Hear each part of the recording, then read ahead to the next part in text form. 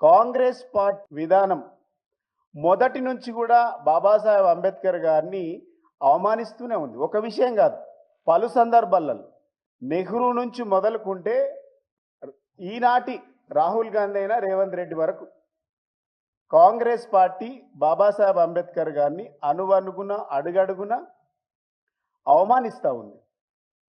ఇది మేము తీవ్రంగా ఖండిస్తూ ఉన్నాం. అంబేద్కర్ అంటే అంత అలుసా? అంబేద్కరే లేకుంటే అసలు ఈ రాష్ట్రం వచ్చేదా? అంబేద్కరే లేకుంటే అసలు ఎమ్మెల్యే ఎంపీ ఈ ఈ ముఖ్యమంత్రి సీట్లో మీరు కూర్చుండే వాళ్ళ? ఒక్కసారి ఆలోచన చేయాలి. రాజకీయ ప్రజాప్రతినిధులు, రాజకీయ పార్టీలు అని చెప్పుకుంటున్నటువంటి సోకాలు లీడర్లందరూ కూడా బాబాసాహెబ్ అంబేద్కర్ అని అంటే ఎస్సీలు, ఎస్టీలు, మైనార్టీలు, బీసీల కోసమే అని మాట్లాడద్దు. ఎస్సీ ఎస్టీల నాయకుడు అని మాట్లాడద్దు. అవగాహన ఉన్నవాడు, రాజకీయ సోయున్నవాడు, రాజ్యాంగం తెలిసినవాడు ఎవరు కూడా అంబేద్కర్ అంటే కేవలం ఎస్సీ ఎస్టీ బీసీలని మాట్లాడు.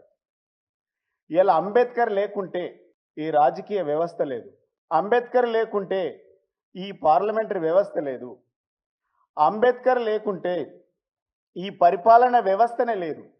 ఆనాడు బాబాసాహెబ్ అంబేద్కర్ సమసమాజ స్థాపన కోసం, ఈ దేశ వ్యవస్థ కోసం, ఈ దేశ ఆర్థిక వ్యవస్థ కోసం, ఈ దేశ పార్లమెంటరీ వ్యవస్థ కోసం, ఈ దేశం మిగిలిన దేశాలకు మార్గదర్శకంగా ఉండాలనేసి అనేక దేశాలు తిరిగి అధ్యయనం చేసి ఈ దేశం యొక్క అన్యుత్తనాన్ని పెంచడానికి, ఔన్నత్యాన్ని పెంచడానికి, గౌరవాన్ని పెంచడానికి ఈ భారత రాజ్యాంగాన్ని రాసి మన చేతులు పెట్టిపోయింది.